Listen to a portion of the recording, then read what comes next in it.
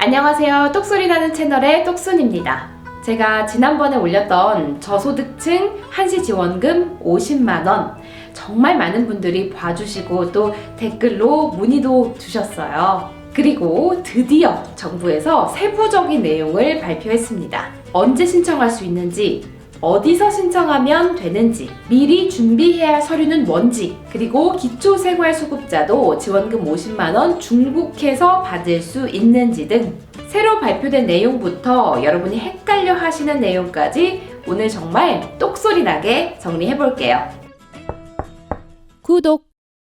가구당 50만원씩 주는 저소득층 한시지원금, 많은 분들이 댓글로 문의를 해주셨어요. 생계급여 받고 있는데 중복해서 또 받을 수 있나요? 주거급여 받고 있는데 또 받을 수 있어요? 일용직 근로자도 신청 자격이 되나요? 특고나 프리랜서 긴급 고용안정지원금 받았는데 또 받을 수 있나요? 그래서 오늘 영상에서는요, 여러분이 많이 질문하시는 내용들 정리해 볼 거고요. 우선 그 전에 정부에서 좀 세부적인 내용을 발표를 해서요, 그 부분 간략하게 짚고 넘어가겠습니다. 첫 번째, 얼마를 주나요? 자, 저소득층 한시지원금은요, 가구당 50만원을 드립니다. 자, 그런데 여기서 헷갈리시면 안 되는 게 가구당 50만원이에요. 그러니까 한 집당 50만원이고요. 한 사람당 50만원이 아닙니다. 또 50만원을 뭐 3개월, 6개월 연속으로 주는 게 아니라요. 딱 한 번 주는 겁니다. 이 부분도 참고해 주세요. 두 번째, 지원 대상은 어떻게 되나요? 소득이 무조건 감소해야 됩니다. 올해, 그러니까 2021년 1월에서 5월 소득이 작년 혹은 재작년과 비교해서 단 1원이라도 감소를 해야 지원금을 받을 수 있습니다. 그런데요, 이 소득이 감소했다는 걸 증명할 때 나한테 유리한 방향으로 비교를 해야 내가 지원금 받을 가능성도 높아지거든요. 이렇게 나한테 유리하게 비교하는 방법 뒤에서 조금 더 자세하게 설명을 드리도록 하고요. 지원 대상 얘기를 해보자면 소득 기준은 기준 중위소득 75% 이하여야 합니다. 1인 가구 137만원, 2인 가구 231만원, 3인 가구 298만원이에요. 재산 기준은 대도시 6억원, 중소도시 3억 5천, 농어촌 3억원 이하여야 합니다. 참고로 여기서 금융재산과 금융부채는 아예 고려하지 않으셔도 됩니다. 다른 조건만 다 만족을 한다면 정말 극단적으로 금융재산이 100억이 있어도 받을 수 있다, 이런 뜻이에요. 금융재산하고 금융부채는 여러분 그냥 아예 생각하지 마세요. 마지막으로 생계급여나 긴급 생계지원 등 유사한 성격의 지원금을 받고 계시다면 저소득층 한시지원금 50만원은 중복해서 받으실 수 없습니다. 이 밖에도 중복해서 받을 수 있는 게 있고 받을 수 없는 게 있어요. 이거 너무 복잡해서요, 제가 뒤에서 그냥 한꺼번에 정리해 드릴게요. 신청은 어떻게 하나요? 온라인과 오프라인 두 가지 방법이 있습니다. 온라인은 5월 10일부터 28일까지 복지로 사이트에서 신청하시면 되고요. 온라인으로 신청하는 게 어려우신 분들은 5월 17일부터 6월 4일 사이에 읍면동 주민센터 방문하시면 됩니다. 좋아요. 지금까지 저소득층 한시지원금 50만원 내용에 대해서 알아봤습니다. 사실 이 부분은요, 다른 분들이 워낙 꼼꼼하게 설명을 해주셔서 쓱 지나왔고요. 자, 지금부터는 여러분이 정말 헷갈려 하시는 내용, 그리고 많이 질문 주시는 내용, 그 부분을 좀 정리해 보도록 하겠습니다.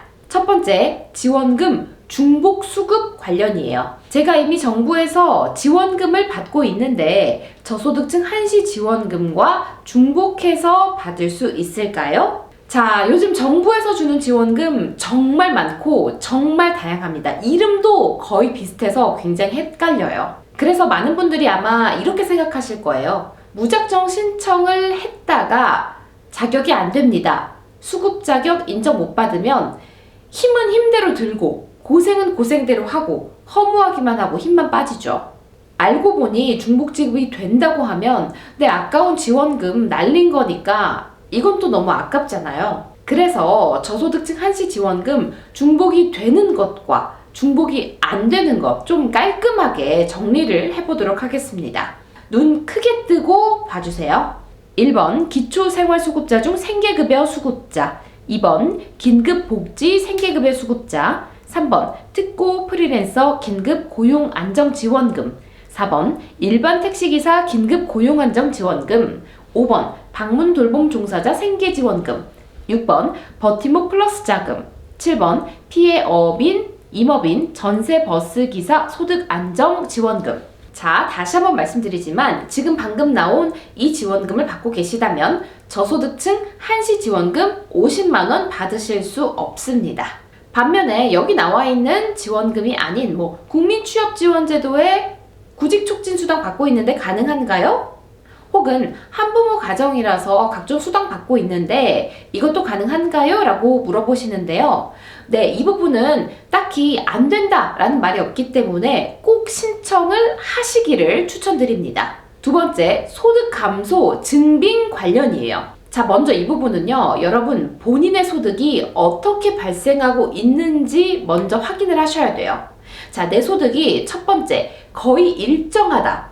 이런 분들이 계실 거고요. 두 번째로는 내 소득은 굉장히 들쭉날쭉하다. 이런 분들도 계실 겁니다. 한번 각각 따져볼게요. 먼저 내 소득이 일정한 금액으로 매달 들어온다면 올해 1월에서 5월까지 5개월간의 평균 소득과 2019년의 평균 소득 혹은 2020년의 평균 소득하고 비교해서 줄어들었는지를 확인하시면 됩니다.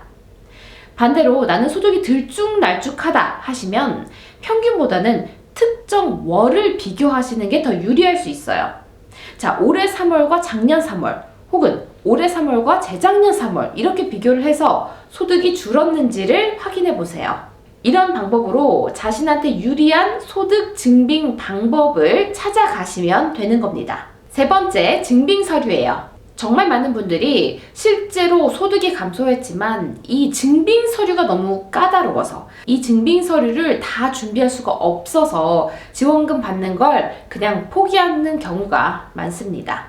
우선 작년 같은 경우에는 원천징수 영수증, 건강보험 자격특실 확인서, 소득금액 증명원, 통장거래 내역서 이런 것들을 다 제출하라고 했었습니다. 그런데 올해는 통장으로 소득 감소를 증명하실 경우에 입금 내역서만 제출하시면 된다고 해요.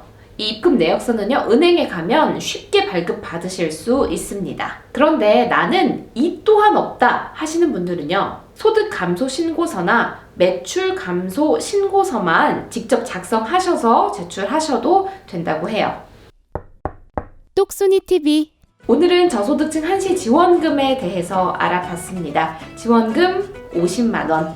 이 제도 자체가 지금까지 지원금을 한 번도 받지 못한, 그러니까 사각지대에 있는 분들을 위해서 신설된 제도입니다. 지금까지 이래서 안 된다, 저래서 안 된다, 이런저런 이유로 못 받으셨던 분들 이번 기회에 꼭 신청하셔서 지원금 50만원 혜택 받아가셨으면 좋겠습니다.